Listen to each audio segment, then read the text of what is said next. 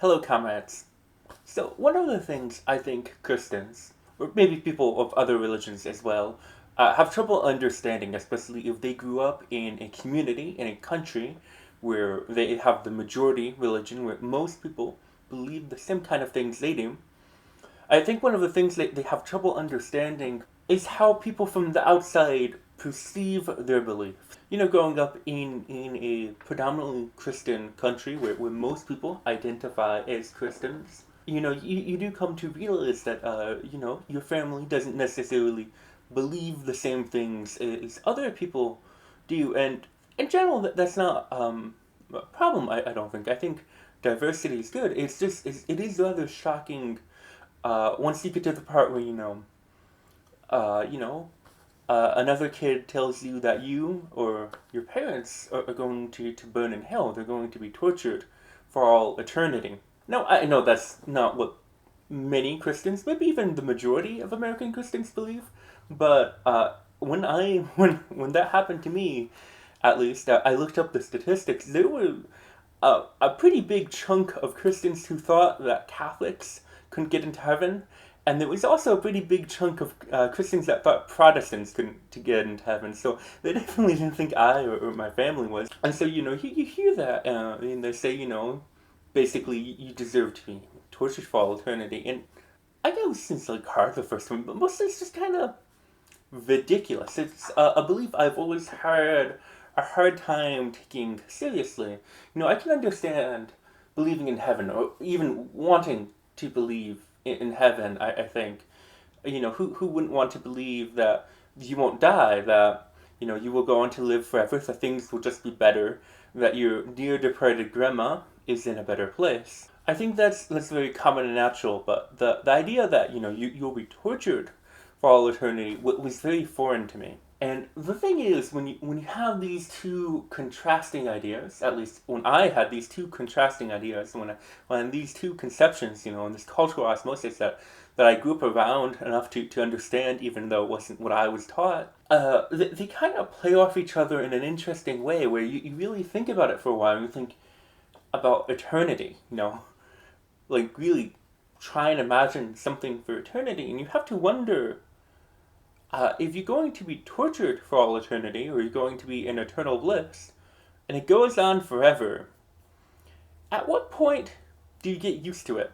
At what point does it no longer make a difference which one you are in, whether you go to heaven, whether you go to hell? Even reading the Divine Comedy, this is something I thought about, where you have the people being tortured in hell, and you have the people going through their way through purgatory to get to heaven. Then you have the people in heaven; they're just kind of chilling there. Once everyone gets off that mountain from purgatory to heaven, does it make a difference? Does it really matter where you end up? And that's where today's H.P. Lovecraft story, The White Ship, comes in. Sorry, it's a little dark, it's cloudy today, you can't quite see it very well.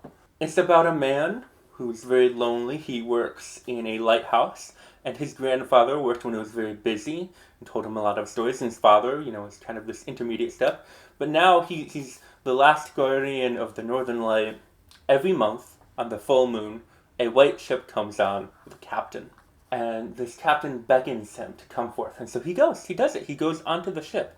And the captain, the shipman, takes him to all of these wondrous islands. He says, don't go on that one. It looks fantastic, but nobody ever returns. There's a curse.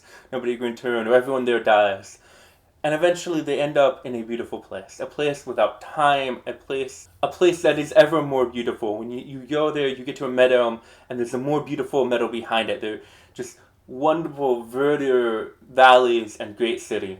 And he spends eons there. He spends eons and eons and eons, an inconceivable amount of time. And eventually, it's not enough. Goes up to the captain and says, I want to leave. He heard about this other city, the city of the gods. Captain doesn't want to go with him. He says, don't do it. Don't go. Don't leave behind this beautiful place. But the man is insistent, and so they go. And the captain, as they're going forward, says, no, we should return. And the man doesn't listen, because he has something in his head. He has something even better, even more fantastic he can imagine. But they don't get there. The captain says that they've angered the gods, for they have forsaken this beautiful place. And the place is called Sonanil, and they've forsaken Sonanil. And so the man wakes up, he's in the lighthouse, and the light went out for the first time.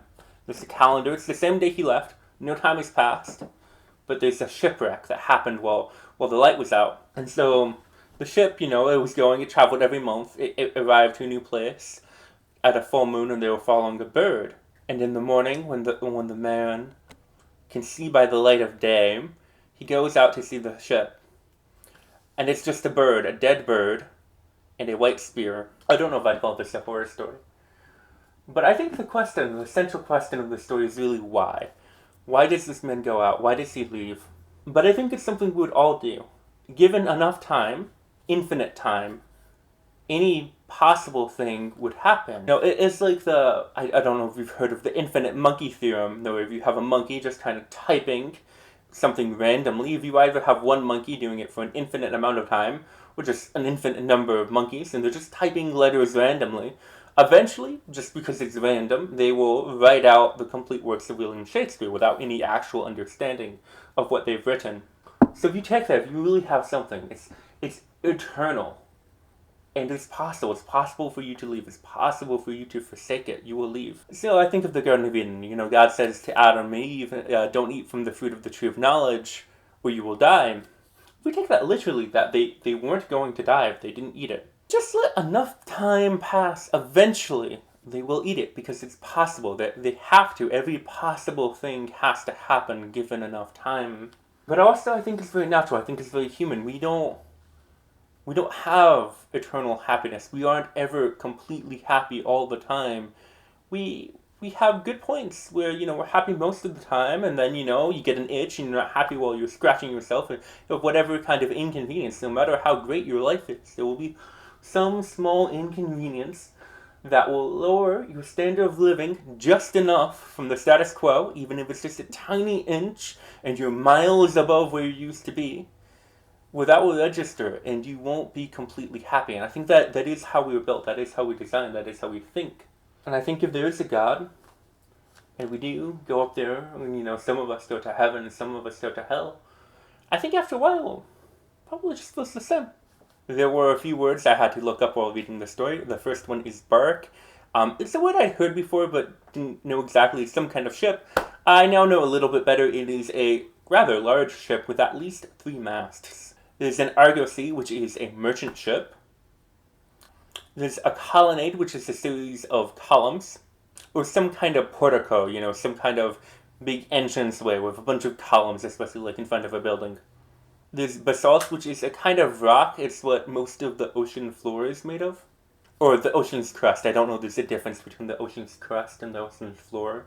There's cincture, which means to surround. It's related to the Spanish word cintura, which means belt. There's lantern, which is spelled like this, like lanthorn. Apparently, this was still pronounced lantern. It's just that there was a folk etymology that it came from the word horn, because a lot of times, historically, lanterns were made out of animal horns, because it was apparently like a nice hollow thing to put a light into. And finally, a porphyry, which is this kind of a purple-red rock. It's actually related to the Greek word for purple. If you'd like to talk about a apocalyptic prose poem, you can do that over here. But don't forget to give me a like before you go. Now it's almost Halloween and it's getting dark, so good night, good day, and good potato.